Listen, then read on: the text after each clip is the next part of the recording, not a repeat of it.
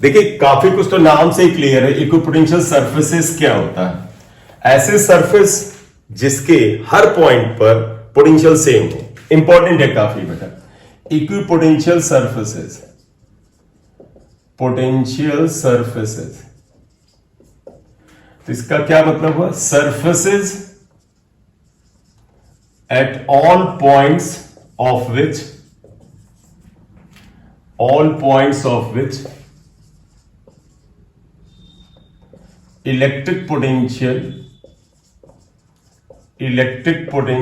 is equal are called equipotential surfaces. Sir okay sir. हाँ बोलो बेटा। ओके सर इक्विपोटेंशियल सरफेसेस, ये हमारी हेडिंग थी, तो उसमें लिखा surfaces at all points of which electric potential is equal called equipotential surfaces. पहला एग्जांपल लीजिएगा बेटा। अगर हम ऐसे प्लेन प्लेट्स बेटे रख लें, ये 2-3 प्लेट रख लेते हैं। ये प्लेन प्लेट्स ऐसे हैं जैसे आपने ये प्लेन रखा, मान लीजिए ये प्लेन ऐसे रखा, ये वाला ये प्लेन ऐसे, तो ऐसे रखें। These plane are perpendicular to the plane of paper. तो आप देखिएगा बेटा, ये इक्विपोटेंशियल सरफेस ही आएगा।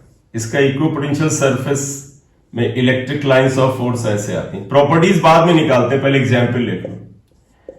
इक्विपोटेंशियल सरफेस की सबसे इंपॉर्टेंट प्रॉपर्टी जानते क्या होता है? इलेक्ट्रिक लाइंस ऑफ फोर्स जो होती हैं ये सरफेस के साथ 90 डिग्री पे आती हैं। तो ये इक्विपोटेंशियल सरफेस हो गए, इक्विपोटेंशियल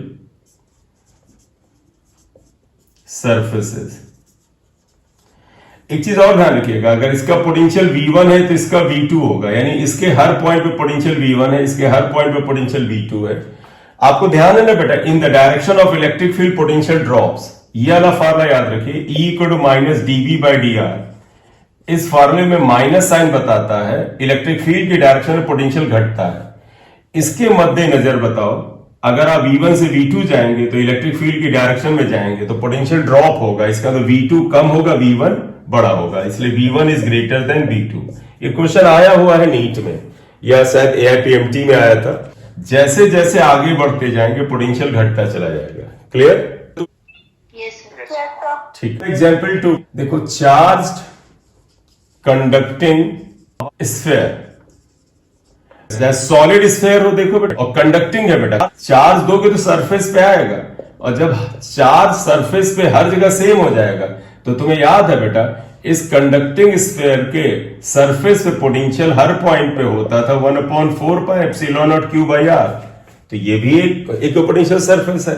शेल ले लो बेटा, अगर हॉलो है तो भी तुम्हें याद है सरफेस पे जब चार्ज आ गया था तो सरफेस से जो चार्ज था वो Q बराबर, ये Q एक जगह नहीं है, पूरे पे स्प्रेड चार्ज है, थोड़ा थोड़ा उसका सम Q है।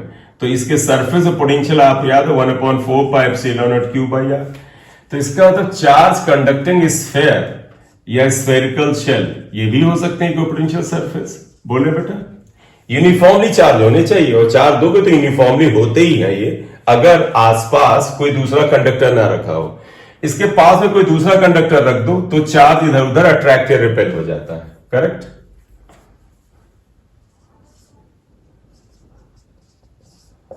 एग्जाम्पल 3 ले लीजिएगा बेटा। आप अगर एक पॉइंट चार्ज लिख लें, देखो ये पॉइंट चार्ज प्लस Q है। अब ये पॉइंट चार्ज अपने चारों तरफ इलेक्ट्रिक लाइंस स्प्रेड करेगा। देखो इलेक्ट्रिक लाइंस ऐसे बेटा जाएंगी, ऐसे जाती हैं इन्फिनिटी तक, ये इलेक्ट्रिक लाइंस जाती है। तो एक पॉइंट चार्ज रखा हुआ है प्लस Q। अगर आप इसको सेंटर मान के जितने भी स्फीयर ड्रॉ कर दीजिए, सब के सब स्फीयर इक्विपोटेंशियल सरफेस होंगे। क्यों? देखो बेटा, इस पॉइंट चार्ज से इस स्फीयर की दूरी अगर R1 है तो इसके हर पॉइंट पर पोटेंशियल V1 होगा। इस वाले सरफेस की सेंटर से डिस्टेंस R2 है तो इस जगह पोटेंशियल V2 हो। गौर से देखें, V1 = 1/4 pi epsilon not Q/r1 है, और V2 = 1/4 pi epsilon not Q/r2 है।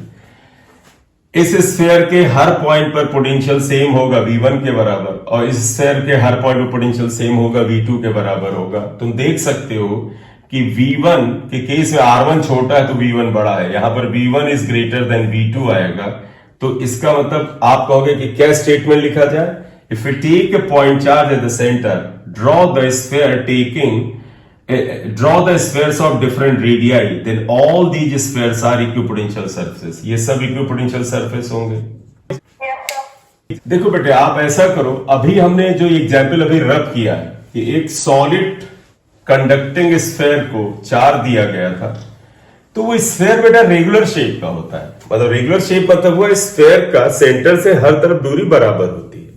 लेकिन अगर एक इरेगुलर कंडक्टर को भी चार्ज दिया जाए, तो नेक्स्ट एग्जाम्पल आपका आ जाएगा, if irregular shape is charged. ये कंडक्टर है, मान लीजिए ये ऐसे हो गया, यहां पे शार्प एज आ गया, ये शार्प एज ऐसे, ये तो देखो इरेगुलर कंडक्टर है, ये कंडक्टर है, इरेगुलर शेप का है। तुम्हें ये ध्यान होगा कि जहां पर शार्प एज होते हैं यहां पर चार्ज की डेंसिटी ज्यादा होती है, और देखो यहां शार्प एज नहीं, चार्ज यहां कम घना होता है। ये ध्यान रखना, एक कंसेप्ट बड़ा इंपॉर्टेंट है। किसी कंडक्टर में जहां पर शार्प कॉर्नर होते हैं वहां खूब सारा चार्ज इकट्ठा हो जाता है, जहां नहीं शार्प है वहां कम होता है। देखो यहां खूब सारा चार्ज आ जाएगा, चार्ज डेंसिटी यहां ज्यादा होती है, यहां कम,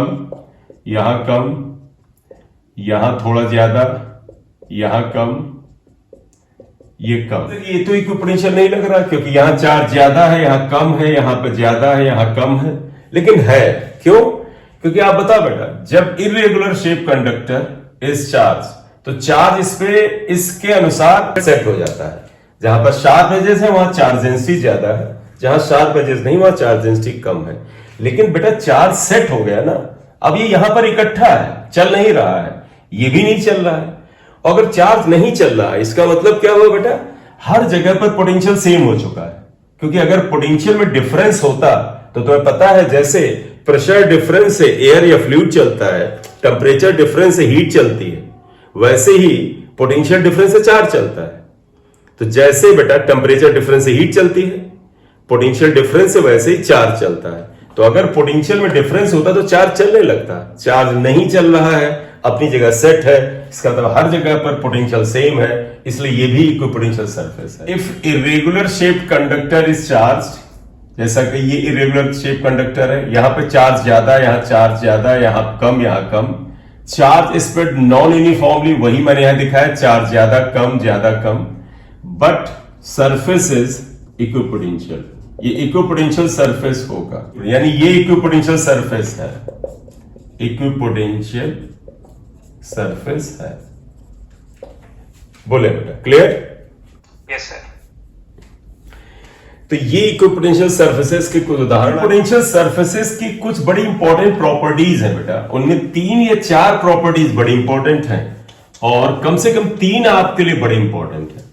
एक तो अभी हम लोग डिस्कस कर चुके हैं, वो ये था क्या, इक्विपोटेंशियल सरफेस इलेक्ट्रिक लाइंस के परपेंडिकुलर होता है, पहली ये प्रॉपर्टी है। दूसरी प्रॉपर्टी ये होती है कि इक्विपोटेंशियल सरफेस पे जब हर पॉइंट पे पोटेंशियल सेम होता है, तो किसी चार्ज को एक स्थान से दूसरे स्थान तक ले जाने में बर्डन 0 होता है, कोई वर्क नहीं होता है। तीसरी प्रॉपर्टी ये होती है कि 2 इक्विपोटेंशियल सरफेस कभी एक दूसरे को इंटरसेक्ट नहीं कर सकते। चौथी वही है कि जहां पर इलेक्ट्रिक लाइंस, तुम्हें याद होगा, क्लोज होती थी, इलेक्ट्रिक फील्ड स्ट्रांग होता था, और जहां दूर होती थी वहां इलेक्ट्रिक फील्ड कमजोर होता था। वही नियम यहां लगता है कि जहां पर इक्विपोटेंशियल सरफेसेस बहुत सारे हों और क्लोज हो, इलेक्ट्रिक फील्ड स्ट्रांग है, और जहां पर इक्विपोटेंशियल सरफेस दूर दूर हो, वह इलेक्ट्रिक फील्ड कमजोर है। तो ये 4 प्रॉपर्टीज है, इन्हीं की हम बात कर रहे हैं। नंबर 1, इलेक्ट्रिक लाइंस और electric field are perpendicular to the equipotential surfaces. Equipotential surfaces इसके साथ 90 डिग्री पे होती है, वो तुम्हें डायग्राम में दिख गया होगा। दूसरा, work done in moving a point charge between 2 points of an equipotential surface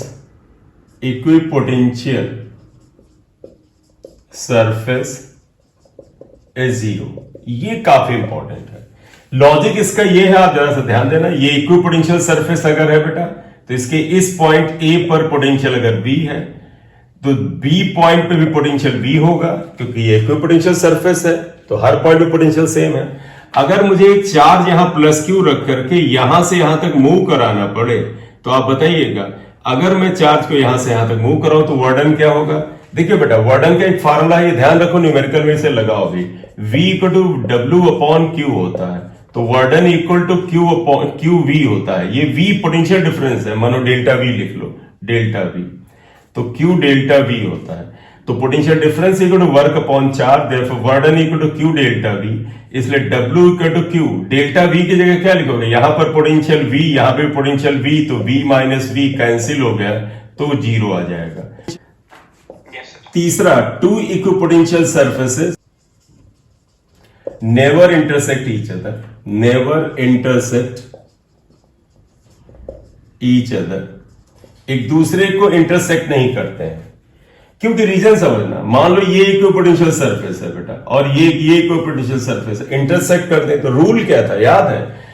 equipotential surface पर इलेक्ट्रिक लाइंस परपेंडिकुलर होती हैं, तो ये सरफेस ले इलेक्ट्रिक फील्ड ऐसे होगा, ये भी सरफेस है तो इसके अनुसार इलेक्ट्रिक फील्ड ये होगा, क्योंकि इलेक्ट्रिक फील्ड तो परपेंडिकुलर होता है। तो इस सरफेस के परपेंडिकुलर ये जाएगा, इस सरफेस के परपेंडिकुलर ये जाएगा, तो पॉइंट ऑफ इंटरसेक्शन पे दो इलेक्ट्रिक फील्ड हो जाएंगी, जो कि नहीं हो सकता, एक पॉइंट पर नेट इलेक्ट्रिक फील्ड एक ही तरफ होता है।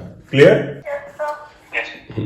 चलो बेटा, अब एक चौथा पॉइंट था, in family of equipotential surfaces, यानी कहीं पर बहुत सारे इक्विपोटेंशियल सरफेस हैं, तो जहां पर वो क्लोज होंगे इलेक्ट्रिक फील्ड स्ट्रॉन्ग, जहां पर वो रेरिफाइड होंगे इलेक्ट्रिक फील्ड कमजोर होगी। In family of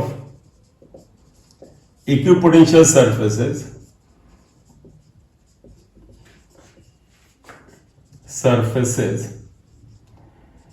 if surfaces are closer, electric field is stronger and vice versa। मतलब इसका उल्टा भी होगा, जहां पर सरफेसेस दूर होंगे वहां इलेक्ट्रिक फील्ड कमजोर होगा। तो ये चार प्रॉपर्टीज है इक्विपोटेंशियल सरफेस की, जिनका इस्तेमाल भी होता है। दो का तो काफी होता है, एक परपेंडिकुलर वाला, इलेक्ट्रिक लाइंस परपेंडिकुलर होती हैं, और दूसरा वर्डन 0 होता है।